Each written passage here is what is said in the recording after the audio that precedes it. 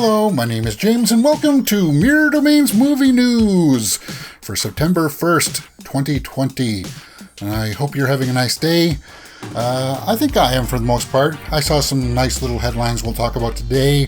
We saw that Wonder Woman has a running time out. There's a new James Bond poster out. An interesting little trailer for a movie called Possessor that came out that we'll talk about by David Cronenberg. Some Dune images have come out that people are talking about. I'm not going to show them, but we'll talk about that. And then something about Elizabeth Olsen and Chadwick Boseman, which will lead off the show today. And I kind of hate starting the show off with the kind of a bummer topic like this, but Elizabeth Olsen is one of my favorite actresses right now, and she's the Scarlet Witch in the MCU. And as you know, Chadwick Boseman passed over the weekend, like on Friday, and I guess for some reason out there, people thought that it was okay to attack her because she didn't respond fast enough, as quickly as some people wanted. So people got on her Instagram and just started putting most toxic things you could think of out there. And that bums me out. It really makes me upset and sad. I know that we're all in a position where we're missing Chadwick Boseman and we're upset by the passing, but you don't heal from that by going out and attacking other people. I know it does make you feel better hearing from people like Ryan Coogler and Michael B. Jordan, Robert Downey Jr. and Chris Evans and other people from the MCU, but I don't know why, in all of your pain and hurt, that you would go out and attack a member of that cast because they didn't respond in the first couple of days. We all mourn differently. We all process information differently. And in case like this, in a passing, you got to give people time. Like some people are ready to talk about who's going to be the next Black Panther, who's going to be recast. I'm not ready to talk about it. I know that's part of the healing process, but to actually get online and feel like you got to attack somebody, I don't understand it, man. I don't get it. Especially for a kind person like Elizabeth Olsen, who's probably feeling very upset about the passing as like we are, but I don't get it. And she had to deactivate her Instagram because of all of this stuff. I just wanted to share that with you guys and let you know that I'm not okay with that kind of behavior. I don't understand it. Maybe it's the culmination of the year that we're having. People from COVID, movie stars, it's all hitting us. I mean, I buried my grandmother a month ago. So I know what it's like to lose people in this year, and it's just not the best of times, but please don't attack people for it. Don't fight over it. It's just a terrible thing to see. And we'll move on from that. Let's talk about some uplifting stuff. Wonder Woman. There's a positive figure I like to look forward to. As you know, I'm a huge fan of Wonder Woman. Gal Gadot as Wonder Woman. I think she's born to play that role. We got a running time release today for the movie that's coming out in October 2nd, right? Is that the official release date? The running time is 2 hours and 31 minutes. What? 2 hours for a Wonder Woman film? Was the first one that long? Well, actually it was. It was like 2 hours and 20 minutes or so. So, oh, wow. Based off of the last trailer where we got to see Cheetah, I'm not too sure if this film actually warrants it being 2.5 hours, which is a long time in a theater, especially since we just saw Tenet, and we'll talk about Tenet in a moment. I just feel like that's a long time. Let me know what you thought about that in the comments below. Another quick one. We saw that James Bond No Time to Die has released a new poster today. There it is, right there. Look at it. It's cool, man. It's awesome. I don't know. It's Daniel Craig. He's always cool, and I'm looking forward to seeing the film. There's supposed to be a new trailer dropping on Thursday. We will do a trailer reaction to that for sure, but that's that news. Quick little news like that. Now, apparently, Dune. Let's talk about Dune. Dune apparently has leaked online the teaser trailer that's going to be showing in front of Tenet this week for you guys. Tenet is coming out on the 3rd for you guys, and I guess some images have come out for the new Dune trailer. I read the synopsis of what's going on in the teaser. I never saw it because it's getting pulled down everywhere.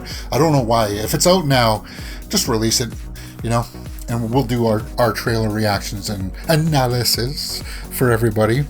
Dune is Denis Villeneuve, huge cast, stellar cast, and I think, when it comes time later this week, we will address that. But I'm aware of the leaked images and such for today. Trying to wrap this thing up rather quickly here.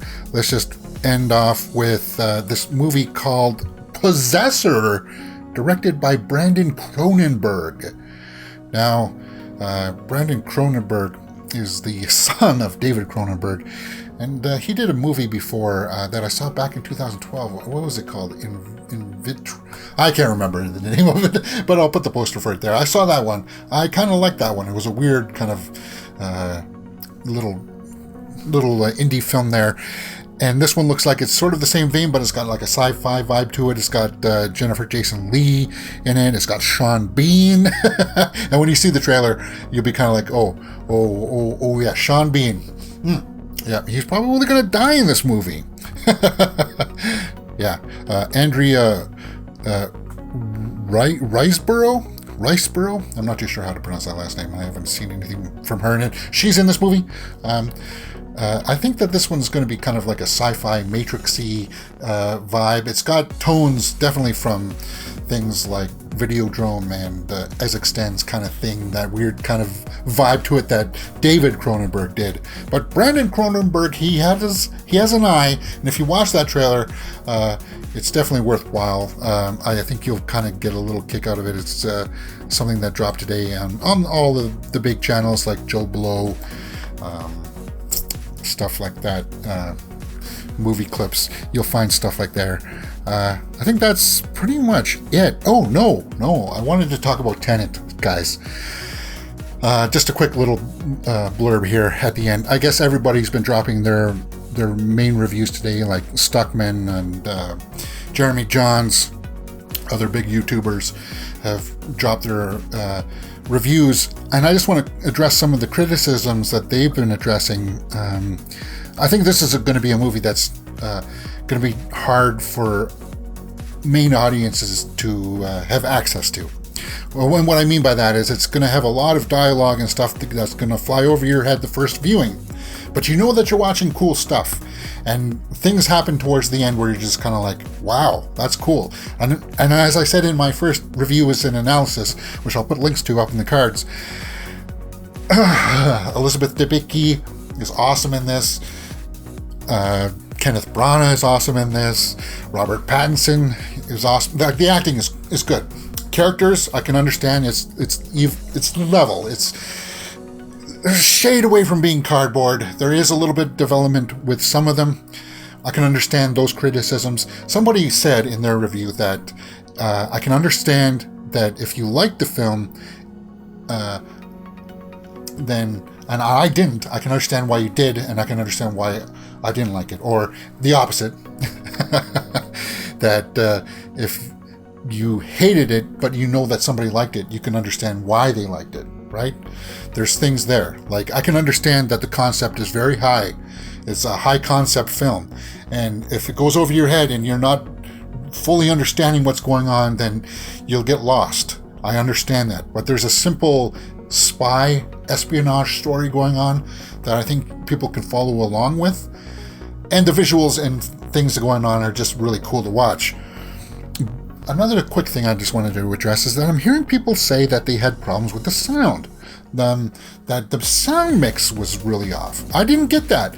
Now, in my viewing, I was just 3 rows back from the main bulk audience section. You know how there's like the main area and then there's like the seats in front. I was 3 rows back in the main area. I had no problem hearing what was going on, but people are saying that the audio effects, like the trains and those kinds of things in the background, were drowning out the voices. I didn't get any of that. I understood everybody from what, in my viewing. And I didn't see it in the IMAX. I saw it in a normal big theater. It was the biggest theater that they had. I had no problem understanding it. So I would put that down as a minor quibble, because as far as the story goes and as what's going on the screen visually, it's more entertaining that way. If people had sound issues, it's a minor quibble, unless it's really muffled and you can't understand what's going on. Like if it's really like that, then yeah, I can get behind your beefs. But that's pretty much it. That's pretty much the way that it's been today, September 1st. All that I've seen in the headlines that I want to talk about. Let me know if you saw some of these headlines and had some input that you want to talk to me about in the comments below. As you know, there's a little timestamps down there for you guys to click on. And that's pretty much it. YouTube is recommending a video for you to watch right there, and you can see my latest one just right here. My name is James, and you're watching Mirror Domains Movie News. If you've liked what you've seen, please hit that thumbs up button and subscribe right there.